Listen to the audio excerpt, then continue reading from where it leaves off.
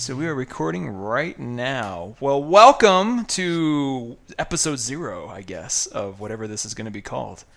Yeah, And I mean, I like calling it episode 0. episode 0. And my name is Taylor Trask, and you are I'm Todd A. Todd A. Mr. Anderson. You don't go by Anderson though. It's just Todd A. It's just A. It can stand for whatever you want. Excellent. A-hole, anonymous, apocalypse, Awesome. yeah, Agitator. awesome. I've kind of abandoned that. So, Gotcha. but Gotcha. you know, I still try to be awesome.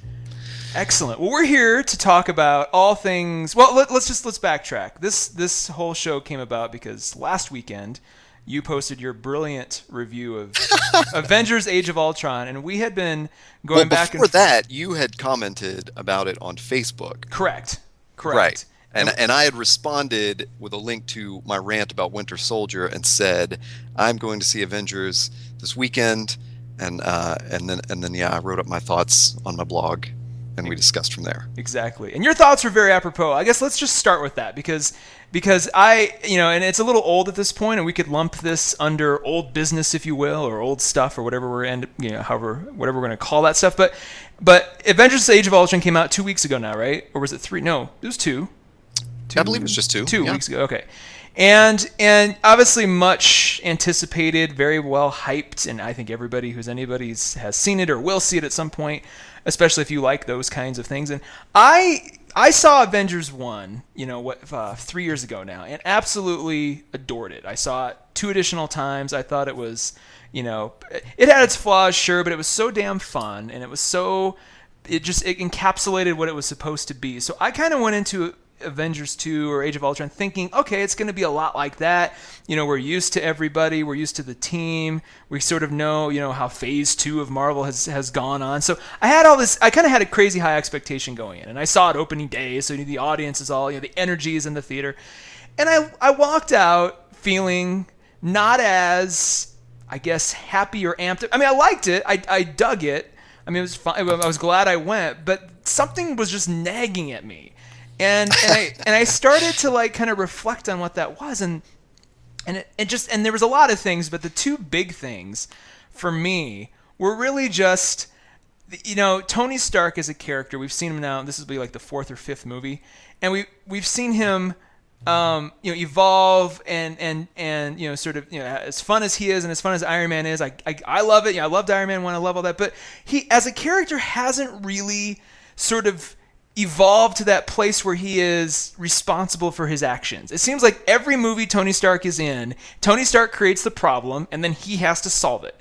Yes. Like, in the first one, it was the arc reactor. It was just his suit being compromised and stolen. And the second one, it was other people stealing his technology or trying to rise to meet him. Whether it be Justin Hammer or the Whiplash character. Ugh, yeah. And it's in the third one. In the third one, he was mean to somebody in an elevator, and that came back to haunt him later on. So it's just like, in this one, in Age of Ultron, it was especially vexing because I'm like, here, every single thing that happened in this movie was the result of he and Bruce Banner's basically creating this AI or harnessing this AI.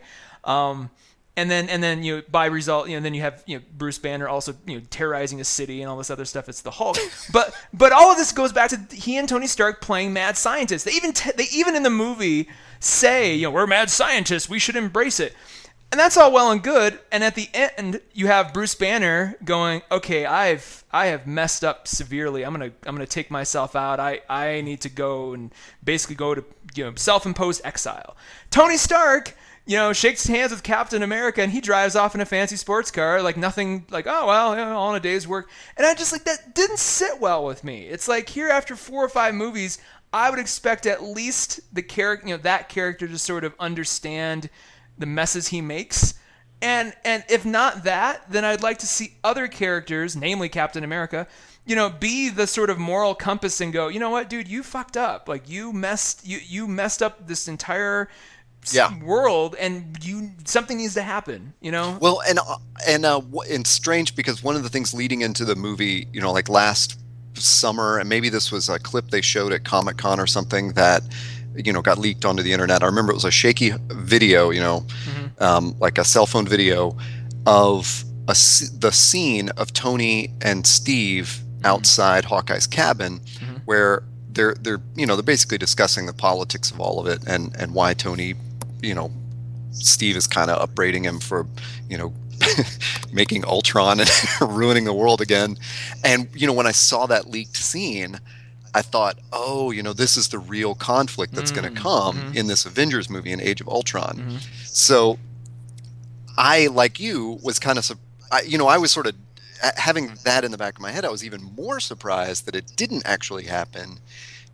Because I kind of had that expectation of like, this is where we're going to see the seeds of civil war, which they are sown definitely in Age of Ultron. But I was sure that like there's going to be a real conflict. These two are going to split, you know, and we're going to see that message delivered to Tony like unambiguously, and it just wasn't. However, that said, and it's really interesting to hear your thoughts on the entire thing and going in with high expectations and all that, because I don't know that my expectations were really high. I saw it opening weekend, and I loved it more so than the original Avengers movie, which I have seen, a half a dozen times or more at this point. Yeah, me too. But for me, it's that Marvel problem that I talked about on my blog, which is the superhero, like the myth of the superhero, is so interesting to me, and Marvel constantly undermines that, especially in their movies, by just having them like work with the government on stuff. And to me, it's like, once you're imagining for me as a kid, when I imagined having superpowers, the reason I identified with the X-Men or something was, I wanted something to kind of get me out of the humdrum existence, that I was in. And it's just so depressing to me that Marvel gives these people these great powers, and then they go, let's all cooperate with the government. It's like the government already can't fix the problems. Well, and how interesting that in a movie that's going to, as far as I can tell, literally be that, people siding with the government and everybody else kind of siding against that group in what's going to be Civil War. The two characters that would be most interesting in that discussion are not involved, and that's Thor and the Hulk. And Thor's probably the most of that sort of dynamic. He's the one I'd be most interested to see, because he's not from here. He can leave and come and go as he pleases. Nobody really controls him. Much like Superman, it's a very kind of similar kind of character. And he would be the most, I think, to have. It would be interesting to see his commentary on the situation, but he's not, as far as we know, is not going to be involved. Is not on Earth. Hemsworth isn't appearing in it, even though everybody else in the known Marvel universe is. So I don't. It's. And here's the thing. In Captain America Civil War. Yeah. Okay, I didn't know that Hemsworth was definitely like ruled out. Well, of that. I mean, he could always pop up and it's a surprise. Sure, yeah. But they've released the cast, and it's like it's literally everybody. It's everybody. Yeah. Oh yeah, I saw a ton of stuff except for Ruffalo and Hemsworth. So I'm just like, well, okay, and the movie's going to be, it's going to be basically an exaggeration of that, which is probably going to either piss you off, or you being you, because I'm just like, it seems like everything in your blog, which is excellent, by the way. If you're listening to this and you want to read it, go to what's your URL? Is it Todd? It's heytodday.com. Heytodday.com, and you'll find it there. It's worth a read. It's really, you get really in depth, and I love that. But it seems like everything you said, it's kind of like it's gonna be. We're going to see a movie that literally explores that dynamic, and it might end up being, and maybe it will be good. Maybe it will delve into things that you have complaints about and flesh all those out and say, yeah, that's a problem, and here's our MCU solution to that. Or maybe it's just going to celebrate it. I don't know. I mean, I just, I don't really have a lot of faith in it's like it's the binary that exists in all geek universes. Are you a Star Wars or Star Trek fan? Are you a Beatles or a Rolling Stone guy? And I'm a DC person, as opposed to a Marvel person. Okay. And so I always look at Marvel with a little bit of disdain, because for me, I like the anarchy of the DC universe a lot more than I like the neat and tidy, we all work for the government Marvel universe. Yeah.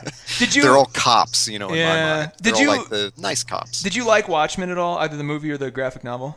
I loved both, and I didn't really have the like qualms with the movie that a lot of big fans did. But I read the graphic novel really soon before the movie came out. Like, it wasn't something that I read as a kid because Sure. I was too young when it came out, and knowing that they were making a movie, I read it and really enjoyed it. And then I didn't have the problems with. I mean, this is another like huge division between me and all of geekdom, is that it seems like maybe this is not a division, but I love Zack Snyder. I So gotcha. Well, the reason I ask is, and for the record, I absolutely adored the movie and will fight to the death anybody. And I love the graphic novel too, and I respect them both separately and equally.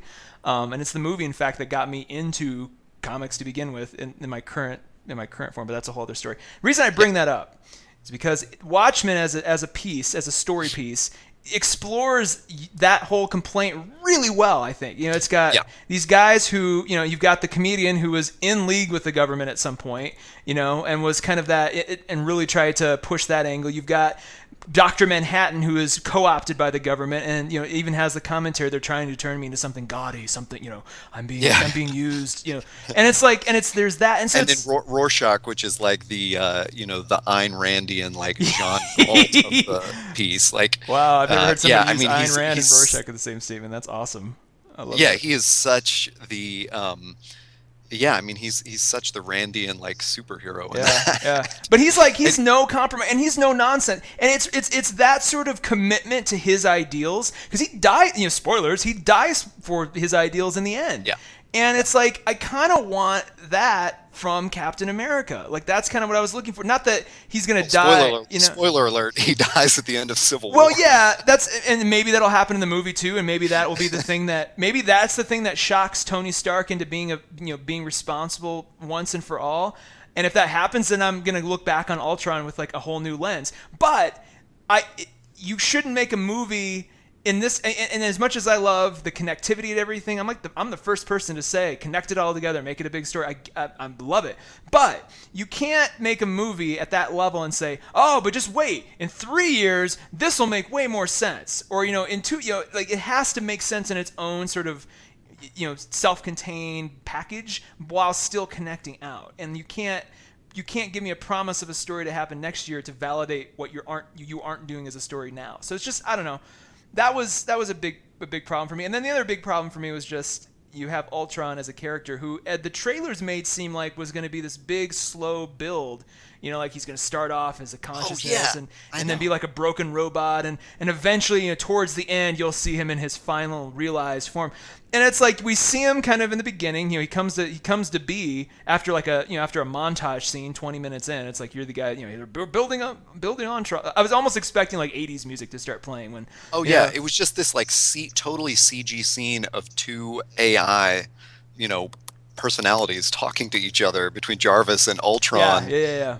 And that was the whole build. And then well, then he comes out, but then he's sitting in that church like 5 minutes later. He's sitting in the church in his like new robot body. It's never explained like why he chose that form, where he got the body. Like, was he in like some lab somewhere and building it? Like, and we don't necessarily have to see like 30 minutes of that, but at least give me something else on the evolutionary scale between I'm in a broken, one of Tony's broken drones, to now I'm in this hulking beautiful body that happens to move like James Spader moves when he talks, which is also strange. It's like, if you've ever seen James Spader on The Office, he's totally what I thought of as I watched the movie. Or Boston Legal. James Spader now has this way, when he talks, he kind of bobbles his head, and he's got his sort of body posture that's very much him, and they gave that to Ultron.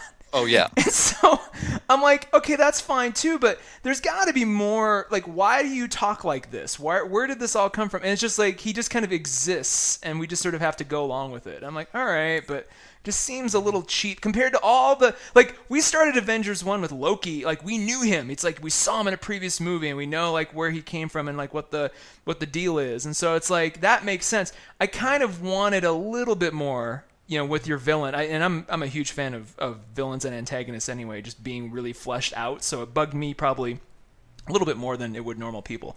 But it's that's honestly, you're pinpointing another problem with the Marvel Universe movies, is that they don't get. I mean, look at the Iron Man movies. None of those villains, to me, have that third dimension to them. Aldrich Killian kind of did. I mean, it was a little bit sort of, I don't know if ham-fisted is the right word. It was a little bit sort of forced. They're like, he was this nerd who looked up to Tony Stark, and Tony Stark was mean to him, and now he's this guy. But at least there was some other dimension there of like how this, like if they had just, if what's his face? What's the actor's face? Oh God, top of, I can see his head. Anyway, the dude. I mean, that guy. Are we talking about Sam Rockwell? No, the other guy, the guy who played Killian in the third one. Sorry. Guy Pearce. If Guy Pearce had just strolled in, imagine we have to edit that whole thing out now. imagine Guy Pearce just rolls into Pepper's office as he is. I'd be just as perturbed. I'm like, well, who's this guy? Like, why? But at least we got a little bit more. Like, we got a little bit more of like why he is the way he is, or why, you know. Whereas Sam Rockwell, like all those guys, they just kind of, you know, you're right. They sort of stroll in and you know, you got Jeff Bridges in the first one. He just kind of I realized as soon as I said that like Bridges, you know, kills it. Oh, like yeah, I loved the first one and the third one, and I didn't really like the second one, and that's why, because it just felt like a rehash of, you know, this sort of I didn't care about Whiplash either. Or whatever. Although Mickey Rourke, Mickey Rourke was kind of terrifying in that role. He was terrifying, yeah. But again, like I don't care about his character. You know what I mean? I didn't get that. That's what you want in a villain, right? Is you want to kind of care about him and be like, oh, I don't. And you know, the Captain America movies. I loved the first one. I loved both of them actually, but they felt so one-sided to me. They felt like, you know, they're about the heroes. They're not telling like a story about the villains. And DC, you know, does that's I don't know. You know, Thor was great because we all liked Loki. Yeah. You know.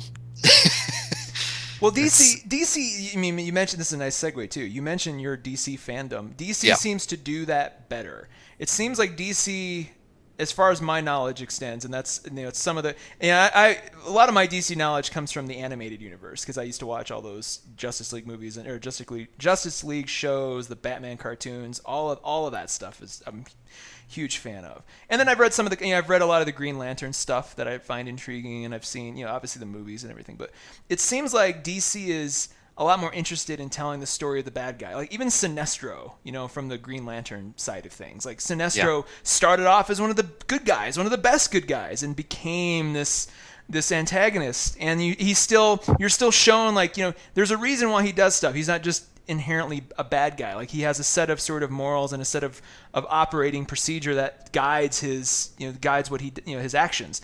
And I feel like with this Batman v Superman movie coming out, you've got not only, you know, you got Batman and or Superman, you know, kind of swapping themselves out as antagonists. You've got Lex Luthor, who's, I'm going to be really interested to see what they do with him. Yeah, but Luthor in a Superman movie, I mean, is that always a mistake? I think I think the only time we've ever seen a good Lex Luthor was when Clancy Brown voiced him in the animated universe, because that was not only the best voice, but just like that character. I felt like I figured you get a sense of what that is. Like, why does this character exist? Why does he hate Superman? And I was one of the only people, it seems like, who, when they're like, and our Lex Luthor is going to be Jesse Eisenberg, and everybody was like, what the, you know, and everybody lost their shit, and it was, and then they started taking, like, you know, him from The Social Network and just making him bald, and I'm like, right. I'm like, here's the thing about Lex Luthor. As far as I understand, he's a character who's constantly feeling like the smart kid in school, right? In fact, you remember? Did you ever watch that movie Election with Reese Witherspoon? Oh yeah, of course. Yeah. So I just watched it the other day. That's why it's fresh in mind. Reese Witherspoon in that movie is this, like, she prides herself on being the smartest kid, like the most ambitious kid, and she's constantly like, I'm the best, me, and Matthew Broderick's just trying to take her down a few notches because he's just so pissed at her. And I'm kind of thinking that's what Lex Luthor is. He's like this guy who's like, or like even like in The Big Lebowski, where he's like, even without my legs, I went out and achieved anyway. You know, it's that kind of that pompous, sort of self-righteous, like, I brought myself up by my bootstraps, and God damn it, I'm gonna be recognized for it. And here comes this dude from another planet with, you know, who can save all these people, or in the case of Man of Steel destroy half the city. Like, here's this dude who's all of a sudden now like taking that spotlight away from Lex Luthor. So you got this guy who's like,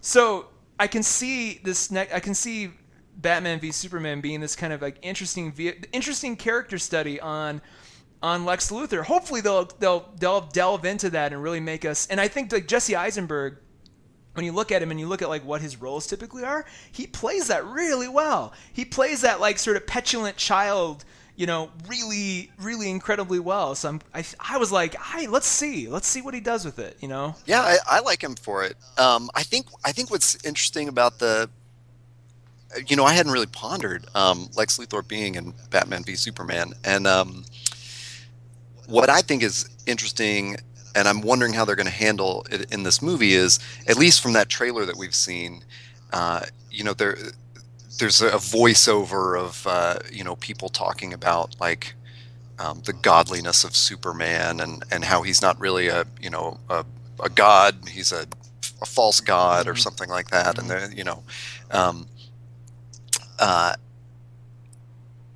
when they show Batman, in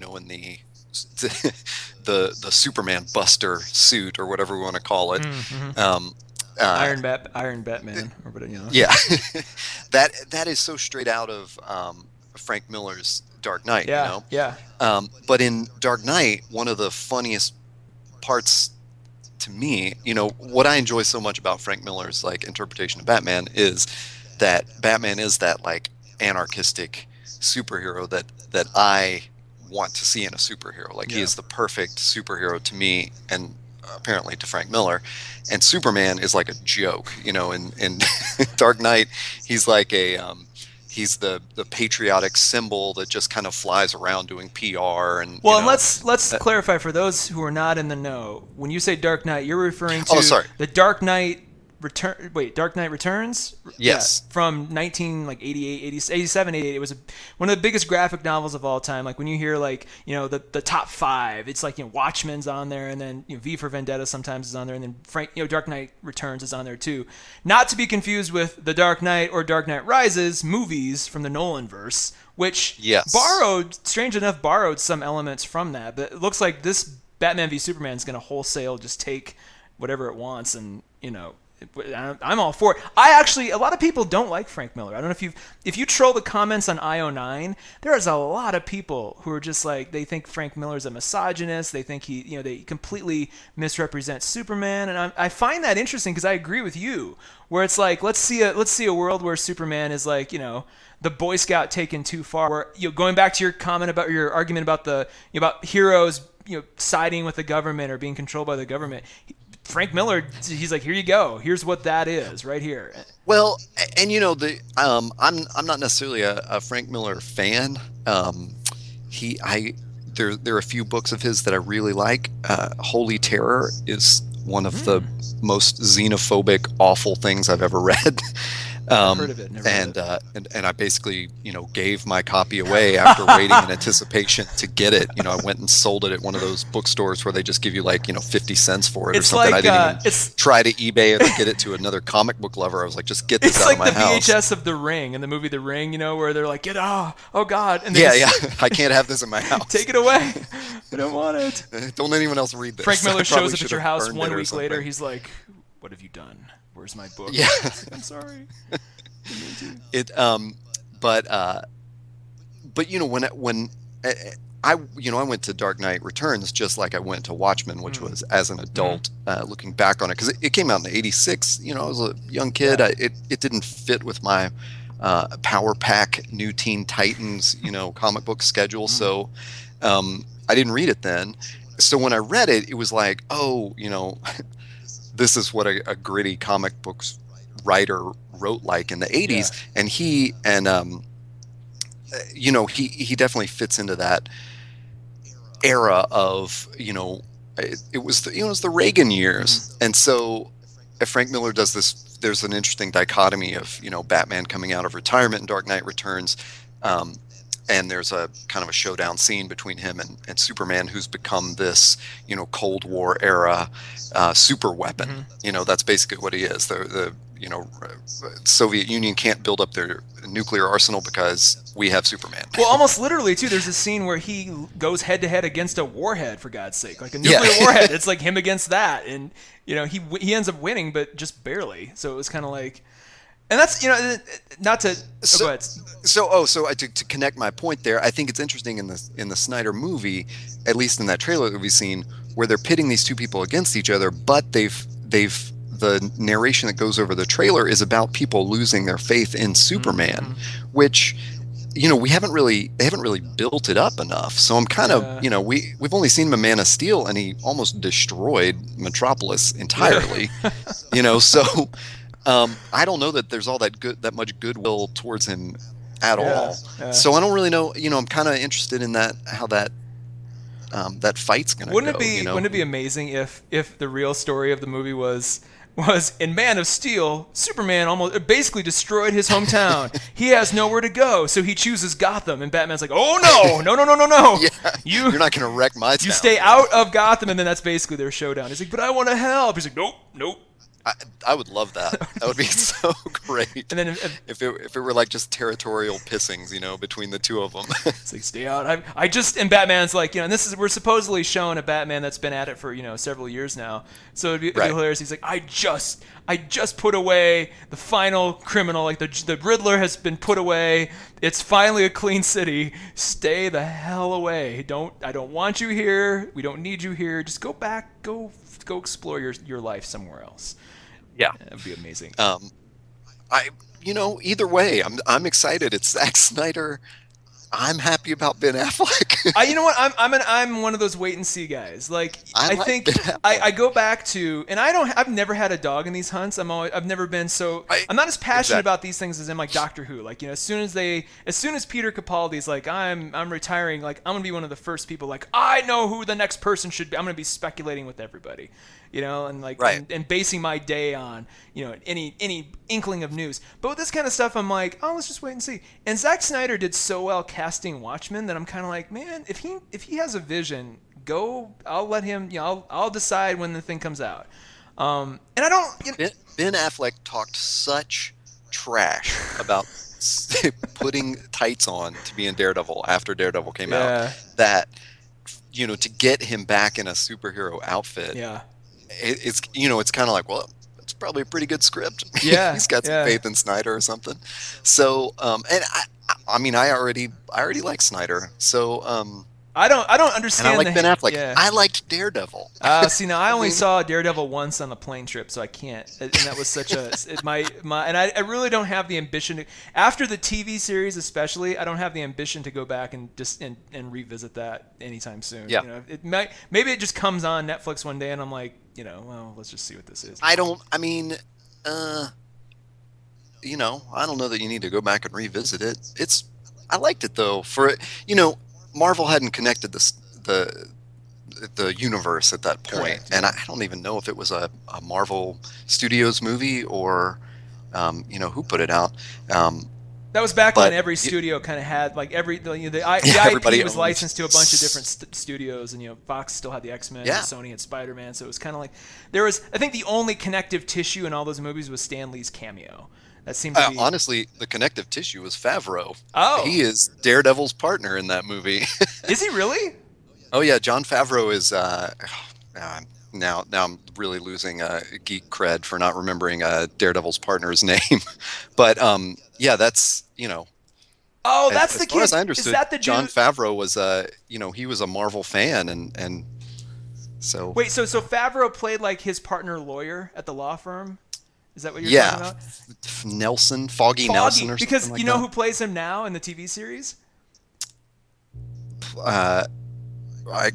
Dream casting to me is like Seth Rogen. No, man. But...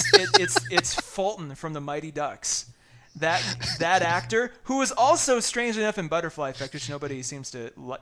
I'm the only one who likes that movie. But the kid who played Fulton in the Mighty Ducks, the kid like they bring in, like the sort of the ringer that they bring in, like he's never seen the Mighty Ducks. What? We're gonna have to fix that some other day. You've never seen the Mighty Ducks, really? No. Well, it's yeah. Oh my God. What? What, I'm sorry, I missed that reference. I also haven't seen Butterfly Effect. well, that's probably okay. So That's that's probably, you've heard that one before. yeah, the butterfly. I'm not, but the Mighty Ducks, man. That's like generation is defined by that movie. I just that could be a whole rant right there. We'll get into that later. But no, he played. So yeah, the TV series, and truth be told, I have not watched the entire TV series, the Netflix series, start to finish, because it's a lot. It's long. It's like 13 hours. However, I watched the first couple episodes and I watched the last couple episodes, and I will gladly go back when I have time and fill in the gaps in between. But from what I've seen, I was really, and I'm not even a huge Daredevil fan, but it was really solid. It was really, I mean, it was really well shot. For a TV series, they really make good use of their budget. You really get to, and let's tie this back into the idea of making a villain. They give you equal time on the villain as they do the hero. Like you get to meet Matt Murdock, you get to all of that is very well solid, but you're just as interested and invested in Wilson Fisk, the Kingpin's character. Like, and freaking Vincent D'Onofrio, you don't even see him until like the third episode. He's hinted at, and there's whispers, and you don't even see him appear. But as soon as he appears, they spend just as much time explaining and explaining why he is the way he is and where he comes from, and then on top of that, he gives instead of the Kingpin. Remember back in when they did the Spider-Man cartoons on Fox, and the Kingpin was this big hulking guy who's like, Spider-Man, I'm coming for you. It's like very cartoony. They give him, and no one else has really picked up on this yet, but Vincent D'Onofrio gives him the voice of Daniel Plainview from There Will Be Blood. Like, he turns around, and I didn't notice it. I noticed it at first. I'm like, who does he sound like? This sounds very familiar to me. And then I was watching it, I kept watching, I'm like, oh my God. Because he comes in, and he's like, I would like to take you to dinner, and I'm really very serious about the state of the city. What do you think? And it's just and you just expect him to ask a character for a milkshake, or ask him to take. Oh man, I didn't even know Vincent D'Onofrio was in it. Now I'm excited about it. And a lot of people when he was cast too, and talking about casting again, when he was cast, and again I have no dog in this hunt, but a lot of people were like, Vincent D'Onofrio, what? He's not fat. He's not big. He's just what? The dude put on some weight for this, and that doesn't even matter. He could be as skinny as me, and if he acts this way, I could see this dude becoming a crime lord kingpin of this chunk of New York City, and that they make it very much New York. It's in New York. It's part of the Marvel universe. They don't, as far as I can tell, they don't acknowledge in a deliberate way, the other movies or the other characters. They do refer to the incident, and you keep thinking what's the incident, and then you realize as time goes on, when and they don't talk about it a lot, but they're like, hey, we have to, as we've been rebuilding since the incident, and it's not like 9/11, which is too old at this point. What they're clearly referring to is the events of the Avengers, the first movie. Yeah, exactly. And so I'm like, well, that's kind of cool. And I can see if they it'll be interesting as this goes on if they resist any direct references, because as soon as freaking Thor shows up, the whole premise of the show kind of falls apart. So it's and again, do they does it at all mention Agents of S.H.I.E.L.D. or anything? Not, and in the episodes I've seen, no. You think that would make more sense? That would be a cool crossover cameo, if Coulson shows up, or some, and it'll be interesting to see. They will be referencing the other Netflix shows, the other Marvel Netflix shows, because they're building their own little connected universe amongst those shows. That at some point they're gonna pull all that into the final Avengers movie. I don't know how that's gonna work, but they're gonna those characters will pop up even for a short cameo in Avengers 3 or Infinity War 2 or whichever one it is. So they're making Jessica Jones next, and then they're making, I forget, Iron Fist is one, and Luke Cage, which I'm completely unfamiliar with. I don't know the last thing about Luke Cage or Jessica Jones. I've had to sort of, since David Tennant was cast, and I will say this: I am a strangely a big fan of the character known as the Purple Man. When he popped up in one of these Avengers cartoons on Netflix at one point, and I'm just like, what an interesting concept. And a lot of people, when I mention that, a lot of people are like, oh, God, he's a rapist, and why are you a fan of that? But I'm like, I don't know. There's a lot that could be discovered there. And when you take a character who can, who is purple and wears purple and was involved in this accident that gives him the ability to influence people's minds, much like Charles Xavier, but he puts this kind of crazy twist on it that I'm like, that could be really interesting to see. When a character becomes so, and he operates behind the scenes in the shadows. He's very much this character that just can manipulate your mind and get what he needs to very subtly. And so David Tennant is cast as that character. And I'm like, I really want to see what that turns into. But they're going to start referencing. So like apparently, much like Arrow and The Flash on CW, like they're going to start like Daredevil will appear probably in a cameo or pop up in one of these other these other shows or vice versa. And it feels like they're really trying to build their own sort of connected universe within a connected universe, and then we'll see where it goes from there. But I would suggest it if you have some time. Again, I've regrettably have not watched all of them, but I'm like, I really want to see. Everybody's talking it up, so I watched the first few, and then I was just so excited to see how it ends. I'm like, I want to jump to the last three and just see what happens. And like, he doesn't even show up in the suit until the final episode, which is crazy to think about, but it makes complete sense. Like, it builds a logic around why his costume is the way it is. Like, it really, of all my complaints about Age of Ultron, it was interesting that I saw this pretty much that same week, because I'm like, oh, well, this does everything right. Like, it builds everything out. Obviously, it has more time to do that, but it was still it was such a pleasant surprise. Let's just say. Well, I haven't paid much attention to the superhero series on TV. The Marvel ones, have so far, and up until Daredevil, have just centered on their government agents who don't have any superpowers, and I don't care about them. So apparently, Agents of S.H.I.E.L.D., like, that's starting to change. They're starting to become more. I've not watched a single episode of Agents of S.H.I.E.L.D., unfortunately. So I've just, from what I've seen, a lot of what I know about these shows I haven't seen, I glean from the comment sections of IO9, because there'll be a story and everybody will be like debating and discussing, and I'll like pop in and be like, hey, so what does this mean? And like, you just gotta watch it. You just gotta watch it. I'm like, okay. That's funny. I've watched a good bit of Arrow, and it sounds like you're describing Daredevil. Like, I thought it was a really cool setup to the character, and he's not jumping around calling himself the Green Arrow, even though he's using his skills, and I really enjoyed it, but it just it just couldn't keep my interest. Like, I watched 6 or 7 episodes in a row, and then I gave Gotham a try. Oh no! in my opinion, backed up the Batman story way too far. Yeah, like, man, Gotham. I don't want to see him as a tween. I don't care. It's the Star Wars prequels problem. Oh my god! I don't care about Anakin it's an apt, as a baby. Comparison. Like, the Patton Oswalt had this huge riff on that. Like, no, that sounds like a terrible idea. Yeah, that's an apt comparison. The problem with Gotham, and I kind of gave up after like the, I don't know, episode whatever. The problem I had with it was they were introducing way too much shit way too fast, and it was to the point where I'm like, and I understand the Penguin's older, Oswald Cobblepot's older, so he can be introduced, as a 20-something now, and that makes sense.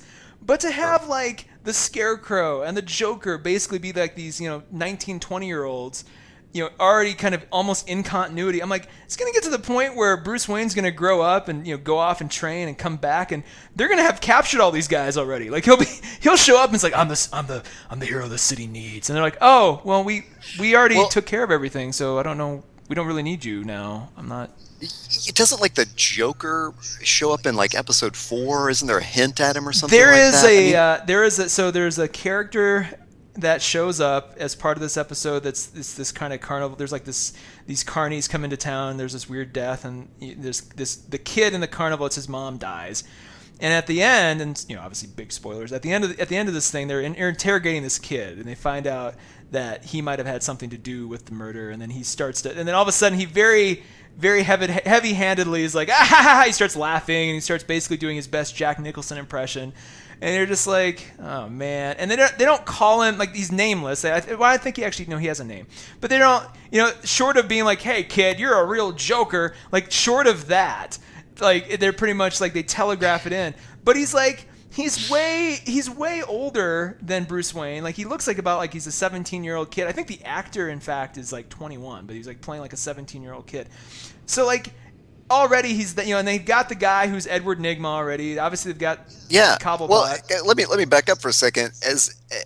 As staunch an opponent as I am to government bureaucracy, can Gotham get some carnival regulation? I mean, Dick Grayson's parents are about to die in a carnival accident. Well, in a few years. that was the weird. Like, for Christ's sake, we need somebody to look this over. Make sure the ropes are. That same episode, it was weird as hell because that same episode, you're introduced to Dick Grayson's parents. The Flying Graysons. Yeah, before they're married, even they're like, oh, we don't like one of like. So it's one of those like Romeo and Juliet things where they're like these two warring families within the carnival, and they're each blaming each other for like the death of this of future Joker's mom, and they're like, and then in the end, like Jim Gordon like patches it up, and so like Dick Grayson's parents are standing in Gotham City, Gotham PD. At the end of the episode, they're like, Jim Gordon, it's because of you. We're we're actually gonna get married now, and we put aside our differences, and thank you so much.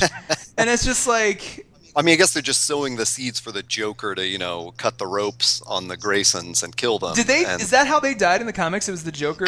It's one of those things where it's been retold differently every time, and so I'm pretty sure he eventually got the blame. I mean, gotcha. It makes sense. I mean, I don't remember which origin story is which at this point. Gotcha. I prefer the one where Tommy Lee Jones wheels in a giant bomb that then the parents have to do some kind of weird acrobatics to get rid of, and I don't want to. This is a whole other thing, but when was the last time you watched Batman Forever?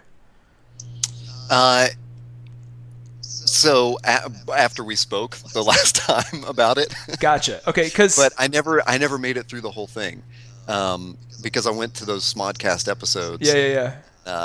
And I don't know. I watched a bit of it, but yeah, I have not watched the entire thing. They spoiled me. So those episodes spoiled me in that movie, and not that I was a huge fan of it anyway, but I can never again watch it logically because as soon as what's his name, Christopher, what's the dude who played Dick Grayson, Chris O'Donnell. As soon as Chris O'Donnell shows up, you're like, that dude's 35. Why does he need a? Why is he getting adopted? He has like children of his own. Yeah. It's like, and you're like, at the time when I was, that came out when I was like, 13, 14 years old. So you don't really think much. And granted, we didn't have a lot to compare it with that was good. So it wasn't like, so you just kind of rolled with it. But I'm watching it now. I'm like, why is this? Why is he going to Bruce Wayne's house? Like, why is that required? Are we supposed to think he's 18? Even then, it strains credibility because, like, an 18-year-old would just, go off on their own or do something. It's like, it was so strange. And I never saw it when it came out. It just, I don't know what it was, but I was over it at that point. Gotcha. Well, we're really far into this already, so let's move on to a couple other things. I was going to talk about. Like, we can talk about the comics we're reading, but I almost want to save that because I think that's going to be a whole episode unto itself. I agree with that. That'd be great. Especially, it is Game of Thrones day. Exactly. And when you added that in, I'm like, we got to talk about Game of Thrones, especially because you have read the books, correct? Yes. Okay. Yes. I have not read the books. I have only watched the show, and I have Wikipedia'd or Westerospedia'd the stuff that I wanted to know. So I have, Oof. Yeah, I've caught up to, and actually I take that back. I have also purchased and have read the sort of that world. Oh my God, that thing is crazy. I only have just held that, it's in the last month or so, and good. It is ridiculous. And apparently George R. R. Martin wrote most of it. The World of Ice and Fire is what we're talking about. That huge, like, coffee table book. Gorgeous illustrations. It's pretty fantastic. And I got that because I'm like, okay, I don't want to read the books if I've seen the show. I'm not one of those people who, like, if I know the story, there's nothing for me to gain by reading it again myself. Like, the story's in my head, that's what it is. But I wanted to know, like, well, how did the Targaryens come to power? Like, how did all this stuff happen? And that book provides the history, like the encyclopedia of the world. So it's pretty awesome. And I never thought of it that way, but that it probably serves as such a great backdrop for both readers and viewers who have no intention of reading, because it's going to fill in that history, which you are frankly not going to get in the books, or the show, because right. And the Song of Ice and Fire books are, you get snippets of history, and then it sort of comes in from different points of view, so it's even foggier. I mean, I'm constantly checking my memory of what I think I read, when I go back to the Wiki of Ice and Fire or whatever, and I'm like, oh, they said that in book one or whatever. I've completely missed all these references. Like, I Yeah. was supposed to have picked up on that. So, Interesting. um, See, I would think with the books being so thick that a lot of it was devoted to history. So it's interesting that that's not necessarily the case. right. Yeah, it's definitely not. I mean, there's a lot of history in it, but I think what the World of Ice and Fire is that it's the long history, Yeah, and yeah. you're not getting that in the stories in the book. Yeah, well, it's cool too, and so if you haven't seen last week's episode, there's a scene where Tyrion and Ser Jorah are they're on boat and they're trying to it's not entirely clear why they're doing this. Something about pirates or not pirates, but they're rowing their boat through old Valeria, which is now like a Yes. ruin. And it was cool to know. Oh, I know exactly. Having read the World of Ice and Fire, I'm like, I know exactly where they are and why it's in ruins and why the significance of that place was. It was super cool to have that sort of background knowledge, having read that book. Even so, Cool. I was still. You saw the episode, obviously. Why did Yes. you? Did I miss something? Was it clear why they were going through or why they were rowing through there? The minute we make this public, we will be corrected, I'm certain. Of But course. I have a feeling that it's just a shortcut. Gotcha. And I don't have the map in front of me, and I don't remember the explanation from the books or something like that. But it was, I think that's kind of the simplest reason. It felt a little bit like Sam and Frodo going through the swamp. Like, oh, we're gonna cut through. It's like that kind of that. So I started. But then he said something about pirates, and I'm like, is he taking him to a pirate? Is there a pirate waiting for them there? Like, and then that never happened. So I don't know. It was altogether confusing. But it brings to mind, and this could probably be several episodes, I'm sure. But as a book reader, are there things that you're seeing now because everyone has acknowledged that the show is veering in its own direction? It's staying loyal-ish to the overall idea of the story, but it's doing its own thing. Are you starting to notice a lot of stuff that you're happy with or angry with or like better than the books? What's your take on that so far? There, in the past couple seasons, there's definitely a lot of stuff that I'm happier about on the show than in the books, because there's a lot of Theon's story, as he becomes Reek and the events that come after that. That is, first of all, it's completely confusing in the books for a long time, because the books, each chapter is not first person point of view, but each chapter has a character's name as the name of that chapter. That's And right. it's sort of that person's story at that moment. So there are several Reek chapters before you even realize that Reek is Theon. Maybe it happens in the first chapter. I don't remember exactly, but it just took a long time. Oh, so you get to see. You're seeing Reek chapters and you're like, who is this? Because Reek used to be Ramsay Bolton. Wait, really? Or Ramsay Snow, yeah. Because when Theon ruled Winterfell, again, like, I will be corrected on this at light speed. Oh, of course. But yeah, in the books, Ramsay has already sort of infiltrated Theon's, rulership of Winterfell, and Theon calls him Reek. And so Interesting. when the tables are turned, Ramsay turns Theon into Reek. So it's like it was just very confusing. Wow. So I'm happy when that stuff gets accelerated. So happy that Bran's story got accelerated, because that just took forever for him to get to that tree. They still haven't really explained it, which, I recognize that's coming and not in this season. But, I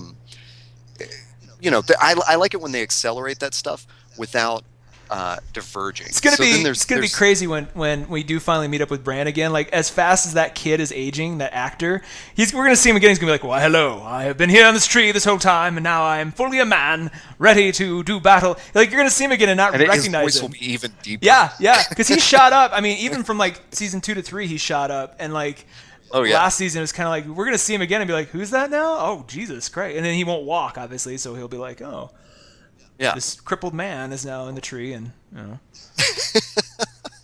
Yeah, so I always appreciate when they accelerate stuff without changing details. It's the changing of the details.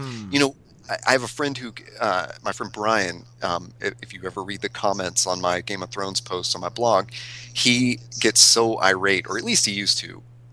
Around the Red Wedding, it really hit ahead. He was so angry that book readers knew stuff was coming before he knew. Oh, so he's a show watcher, Yeah, pure and simple. Okay, purely. gotcha. So, and he, I think basically shares your attitude. I don't want to speak for him, but I think he's basically like, why do I need to read the books now? I like the show. It's, highest production value show on television.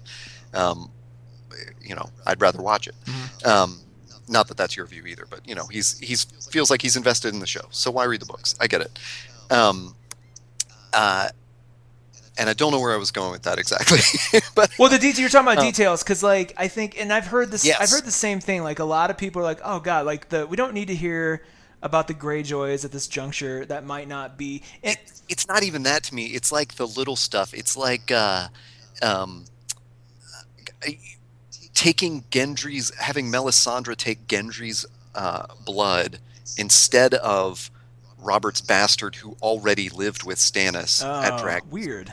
The way I described it to Brian was, it's like watching Greedo shoot first in every episode. I was like that, for 3 seasons. Yeah. You would, and it actually wasn't even 3 seasons, because the way the show started off was like word for word from the book. I mean, that opening scene when they walk out behind the wall is chapter 1 of Game of Thrones, and it's so perfect. Yeah. And so you were, if you had read the books, you were instantly like committed to this show. I'm sure that was intentional. I'm sure that was, they're like, okay, everybody, now this is we give a shit, we care, watch what we're doing, see, right? And then subtly, Greedo kept shooting every week, and it was like, this is making me so furious, and I can't explain to people, And so there's the comments on my blog have gotten really funny and heated at times between me and Brian. I mean, but don't you because of that. But don't you feel like in this format, a lot of it's almost like you can have your cake and eat it too, because if you want all that detail, the books are still there for you. But if you want a streamlined version of the story that up till this point is still basically the same story, you can have this too. Or is it so jarring to you that you're like, it's not the same story anymore? It wasn't jarring. It's just those little things that kind of take you out of the moment. And I think even George Martin had described it as it's the butterfly effect. They change a little thing in season 1, sure. and I can't believe that we've had to use butterfly effect twice already in an hour. But the producers are like, "Oh, thank you so much. Yeah, here's a free copy of Butterfly Effect." Ashton Kutcher. And but it'll affect something down the road, and it's just, so that's what's very strange to me and frustrating as a reader. I love it when they accelerate the story though, because literally so little happens in book 4 and 5. That's what I and heard. They're longest books ever, So I'm kind of like, I would even be happy if they wrapped it up like next season or something. They're talking that 7 is the last one, so there's 2 more after this one, which I feel like, and HBO obviously has been trying to get them to extend that, but they're like, no, 7 kingdoms, 7 episodes, supposedly 7 books. We'll see what happens, there. Because wait, he has to. Book 6 is the one that's to arrive, correct? That's where. Oh yeah. Because he's done it. We're up to 5 on the book side, so. We're lacking 6 and 7. 6 and 7. Although I keep reading things now where George R. R. Martin's like, oh, I want to split 7 into like 3 books because there's so much to tell. I'm like, dude, you're gonna be. There really isn't that much left, George. 20 years is gonna go by if that's the case. And I don't, you get scolded a lot for being online if you're like, oh, he should finish. Yeah, a lot of people are like, you're worse than Kathy Bates in Misery. You let him do his job. And as somebody who's been trying to write a book, I completely get it. Like I understand. But then it makes you kind of frustrated when you're like, he does all these other things. Like he does like The World of Ice and Fire, which must have taken at least 2 years to put together, because that thing's intense. Or his other stuff. So I'm just like, I get it, but I'm like, I feel like now it's going to be really interesting when the show, we may live in a world where the show ends before book 6 even comes out. Like season 7 might come and go, and book 6 is still to be released. So then what does he do with the books? Does he arrive at the same conclusion? Because he told Benioff and Weiss, the guys who run the show, who write most of the episodes, he told them the ending. He sat down with them and they plotted the whole thing out, because they knew, they're like, man, we're getting close. Like, we need to make sure we're on the same page. So he told them exactly what his outline was. So they hopefully will arrive at the same conclusion, but will you as a book reader, if let's say the show does end, will you go back and read the final 2 books or however many books come out? Like, would that still be interesting to you? Okay. Yeah, I think so. I mean, the asterisk there for me is every time a new season starts and I say something like that, because I keep 2 comment threads every week on my blog. One is just for viewers and one is just for readers. Gotcha. And so every new season, my friend Meg, I will make a comment about the next book. And my friend Meg will say, who's also a reader, will say, it's so cute that you think he's actually going to finish the next book. Because I think she's just given up hope on that. Yeah. Like, she's seen a world, she has the World of Ice and Fire, and I think she thinks that's it. We're done, Maybe. We'll see. I'll definitely read them. I won't be any less interested in them. It would be great if they got here quicker. If it takes them 20 years to do the next one, maybe I'll lose some interest. I'm wondering though, like, part of me wonders if, because he trusts these guys so much, and he's made a lot of public comments of, I love what they're doing, and they're doing things with characters that I wouldn't have thought to do, like with Marjorie. Terrell, it's like, and like, yeah, she's so minor in the book. That's what I heard. I mean, she's a plot device. Yeah, and so he's like, I love that. So I wonder if they end up beating him, does he just go, well, that's they ended how I wanted to end it, and that is the story now. Like, I think that's kind of the fear of readers, that we've invested so much imagination and time into this, and to have him follow the show rather than the other way around is.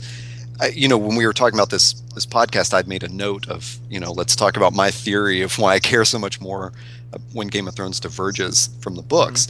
And that's exactly it, is because he's not done, I think. And it's not like seeing Lord of the Rings, where the book was done. I'm a huge fan of remixes. And I saw the Lord of the Rings movie that's Peter Jackson's spin on... he's remixing Tolkien, and that's cool. Yeah. But it was cool. It was cool until the last 3, but that's a whole other podcast for now. Yeah, sure. It was cool in 2003. Now it's kind of another podcast for sure. But I think with Game of Thrones, this concurrent development is what is just got readers on edge, is because I don't know. I think there's a lot of different factors in that, but one of them is, are the showrunners going to influence Martin? Yeah. Rather than the other way around. Well, it's the first time this has ever happened. I don't think we've ever had a time before where 2 concurrent, highly popular versions of the same story were being developed, almost, I don't want to say racing each other, but almost, that is kind of what it is. Like, and I think when they started the series, I think they're like, oh, he'll be done well before we're at 5. Like, I think they probably thought 6 would come out like 2 years ago and 7 would come out like now, right? And it's just like, yeah, they didn't count on his hectic Comic-Con tour schedule. I honestly, and again, I have been writing, quote unquote, writing a book now for like 5 or 6 years myself, and it could have been done a long time ago. And that's just me, making, trying to take a lot of time with it, and then also being busy with my day job and all that stuff. I can kind of see, and it probably doesn't help him when everyone's like, finish the book now. And so, he's like, he's got his schedule. And I think when he does things like, hosts, film festivals and stuff at his theater and goes on these tours and stuff, I honestly think that's kind of him going, I can't deal with this stress right now. I got to do other shit. Otherwise I'm going to be like, I can't sit down. Well, I'm not one of those people that really believes that. Like, I don't really care that he's doing those Comic-Con appearances and stuff, and I got to see him in San Diego last year, and not for the Game of Thrones panel, but he did another panel, and it's just like, that is such a generous use of his time, really. Yeah, absolutely. To go meet fans, talk to people who are also writing stuff, just share his thoughts on, a lot of that panel was, and I can't even remember the name of it, but it was about a lot of it dealt with his early career in writing some things. Neat. And, so some of his short stories were being turned into comic books, and it was just like a what a cool experience to see that guy. I don't want him to be in his, cave in the desert, like writing these books if I, don't get to see him. So, yeah, that was very cool. His cave. He started later too, didn't he? Like he wasn't. I mean, he started like in his late 20s, early 30s. He wasn't like he didn't come out of the womb writing like a lot of these guys do. No, I believe he came out of the womb. Oh, really? Oh, okay. Yeah, he must be thinking about something. He had a whole career in television. He had a whole career in like sci-fi and fantasy. Then he had a whole career in television through the 80s. Then he started Game of Thrones in the 90s. Okay. So I think it's and for us who didn't know him then, we came to it like he was an old dude already when he was writing Game of Thrones, but that's because we missed his entire career from the 70s. What's really weird is I have learned in the past few years, of course, as they've republished everything he's written, that he curated and edited or contributed to this series called Wild Cards that I read in the 80s, which was like novelizations. They were short stories about superheroes, but they didn't belong to DC or Marvel universes. They were just sort of sci-fi anthologies series. And gotcha. So it's very weird that I read him when I was a kid and had no idea who he was. Yeah. That's cool. Yeah. He came back around again. Yeah, Returned exactly. in your life. Yeah, it's like it seems like he got started late, but he's actually been around forever. He's like, and it was I who was there with you when you were young, and it was me who was in that. You're gonna like think back on like things you've seen or like even like commercials you saw. It's like that was me, and I was there your whole life. Yeah. And then one day he'll just much like Kara in Battlestar Galactica, he's just gonna disappear one day, and we'll be like, what the hell? Where'd he go? What happened? The end of spoilers. I like that you're thinking of Battlestar Galactica, and I was thinking of the Footprints in the Sand poem or whatever. Oh, that's right. Yeah. That was when George Martin carried me. That's right.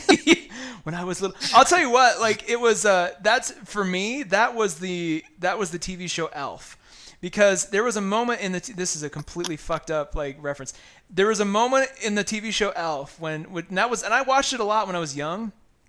But there was a moment, it was in 1987, and it was Christmas. And there was, and my mom was going into labor with my youngest sister at the time. And so her and my dad, like they had gone up to Rapid City to the hospital, and I was at home, and I was watching Elf, and it was like the Christmas episode. And if you go find it now on YouTube, it's kind of, watching it again for like 20 years later, I was like, holy God, this is kind of a deep episode. It's about like this homeless guy and his daughter, and they're out in the cold, and she's trying to get it. It was weird. But in that movie, there's this baby that's born, and they named the baby Tiffany. And all of a sudden, 2 days later, my mom's like, we had a girl, and we named it Tiffany. I'm like, what the like as a little 6-year-old kid, I'm like, were you watching Elf? She's like, no. I'm like, oh my God, like the movie, like, and I was just like the whole time, like, what else in Elf has like influenced my life? I don't know. I need to go back and rewatch the series and just be like, I mean, maybe there's other things. Maybe it's like, friends I've met, or like, they're in Elf somewhere. Mom, are we eating cats for dinner again? Yeah, seriously. That was a disturbing. I had a lot of cats growing up. That was always like, oh man, he doesn't have to be that way. Hey, we're at about an hour now. Do you want to keep going? I say we button this up with the future stuff. Yeah. Well, I also want to, because that's another. I love the idea that we disagree on this stuff. Well, I also want to, when we're done. I also want to go back and we need to like re-record an intro where we explain who we are and how we know each other and all that kind of good stuff. Because I'll probably edit, and then from that point on, we'll just keep them self-contained.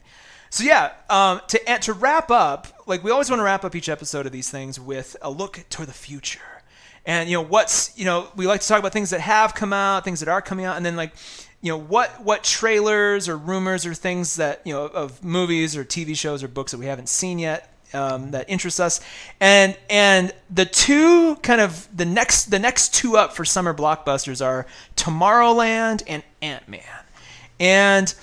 In talking to you earlier, kind of just noting this in the show notes earlier, I was like, Tomorrowland looks amazing. I'm like, Ant-Man looks kind of stupid. You're like, flip that, strike that, reverse it, and you'll have my thoughts. So let's do one at a time. Let's do a Tomorrowland first, which is I guess next weekend it comes out. Sure. George Clooney, Damon Lindelof, love him or hate him, he wrote most, if not all of it. Let me preface this. I love movies that have a strong female protagonist, or stories that have a strong female protagonist. I'm on that page. Yeah. Especially if she's a little younger. I don't know. I've had this fascination with young female protagonists who because we've seen enough. I think we've seen enough dudes. I just like that dynamic. I think there's more you can get out of it. I also like stories where you can escape to another world. Whether it be the computer game Myst, or the book Neverwhere by Neil Gaiman. Like, I love knowing that there's a world attached to or beyond our own that you can access that nobody else knows about. So this movie combines both of those things in a major way. And the trailers so far have really made me go, oh, it looks like it's exactly my kind of thing. And even George Clooney, who at first I was like, oh, what's he going to bring to it? The more I see, the more I kind of know about his character from spoilers and trailers and stuff, I'm like, this looks like it could be super, super interesting. That's my take on it. And you could say, oh, it's based off the ride and all that. That's not what crosses my mind at first. In fact, when I first saw the trailer, I had way to cut my legs out from under me. I had forgotten that this was such a great rejoinder there. I had forgotten that it even was a ride at first. Honestly, is that your complaint, that you think it's too hokey, it's too Disney? I just don't know what it's about. Honestly, I up until January have been a Disney Pass holder. So I've spent many hours in Tomorrowland. And my quip back at you was going to be, have you seen the Tower of Terror movie? Oh. I mean, is Clooney the Steve Guttenberg of Tomorrowland? God, that was even a thing. Oh. I mean, there's a Haunted Mansion movie with Eddie Murphy. Oh, man. So part of it, smacks even... of just like commercializing something that's already. But hey, you know what I'll commercial. say. You know what I'll say to that? I mean, Pirates of the Caribbean, for God's sake, exists. Honestly, yeah. You can't argue with that. I don't really care about like the commercialization aspect of it. I just, having seen the trailers, they look awesome, and I have no idea what the movie's about. And that's so you're kind of coming from a place of, we've been burned too many times by these. No, not really. I'm just saying that to be funny. Gotcha. It's just based on like, it hasn't been sold to me very well. I don't get it. Well, and see, that is the very sentiment that I have towards Ant-Man, where I'm looking at it going, I don't know, man. I think. Which is funny because you put that as the second trailer, that you couldn't be less interested in this, and I don't know what it is. I mean, it's Paul Rudd, it's Michael Douglas. Like, I'm into it.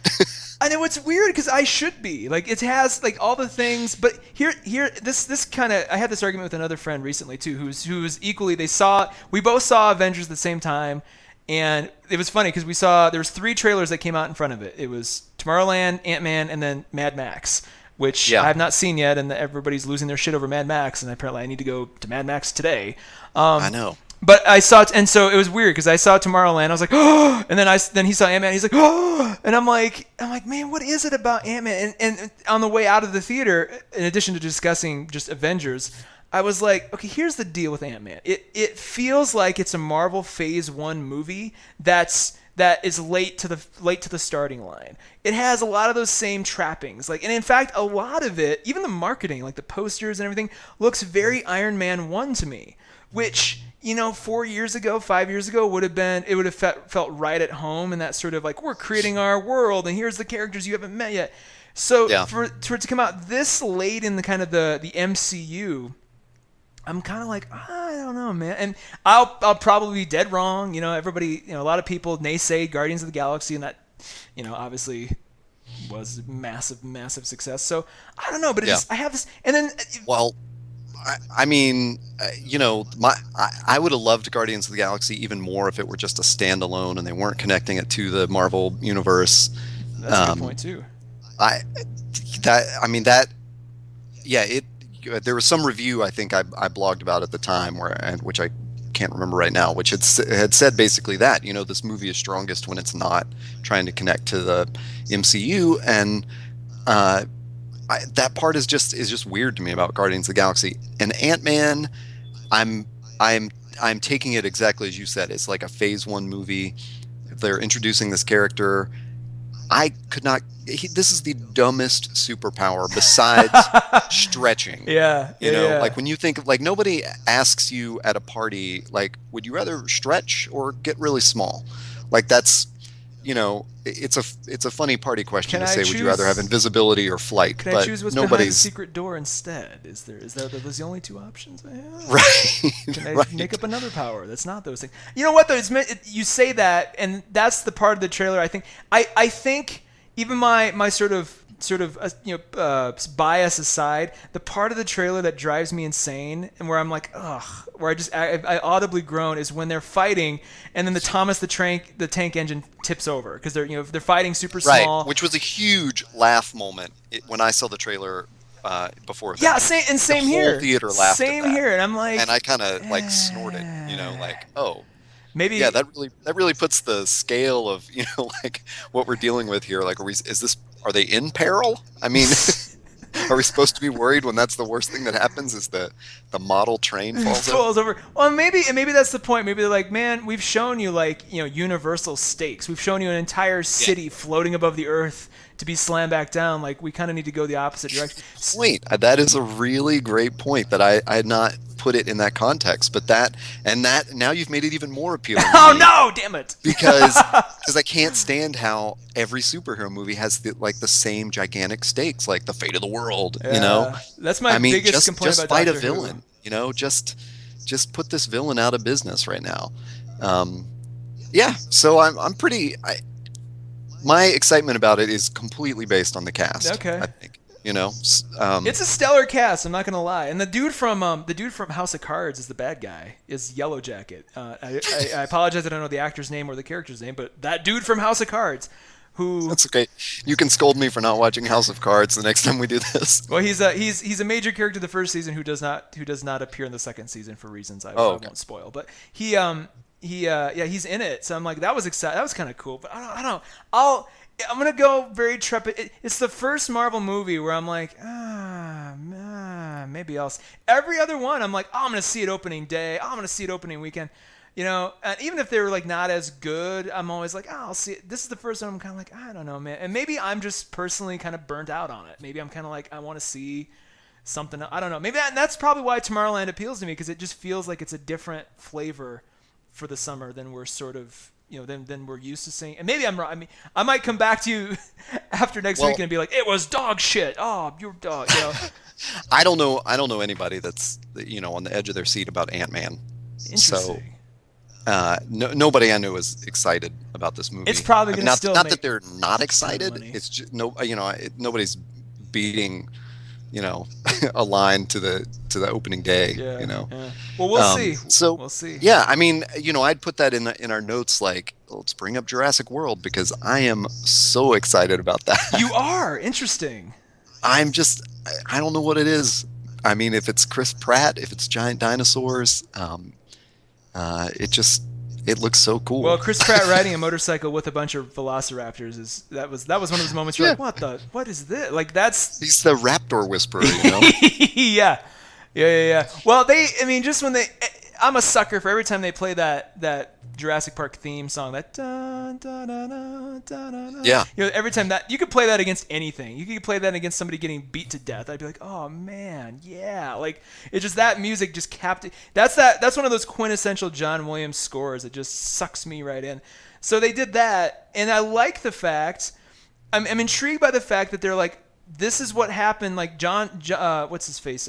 John Hammond, the character from the first movie, the inventor of Yes. like John Hammond's vision was realized. The park was created. Here it is. So it's kind of like I'm intrigued by that. Like that happened instead of a movie where it's like we discovered another park that went to shit. It's like I know. it seems like all the sequels Right. were like, well, John Hammond's dark vision was caused this terrible thing to happen. In this one, it's like, oh no, his vision's real, and the fact that from the look of it, it's like people are, dinosaurs were, we created Jurassic Park, dinosaurs are here, and the world's kind of like, well. So it's like, what do we do to keep making it bigger and more interesting? And that's probably where the peril is going to lie. But it's just interesting to know that like that's kind of that's the conceit, right? So.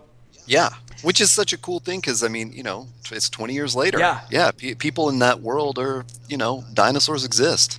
Yeah. Well, it's a cool. Let's genetically engineer some bigger ones. It's kind of a cool meta commentary on just the audience in general. Like when the first one Yeah. came out, it was like it was so revolutionary and so like you'd never seen this before.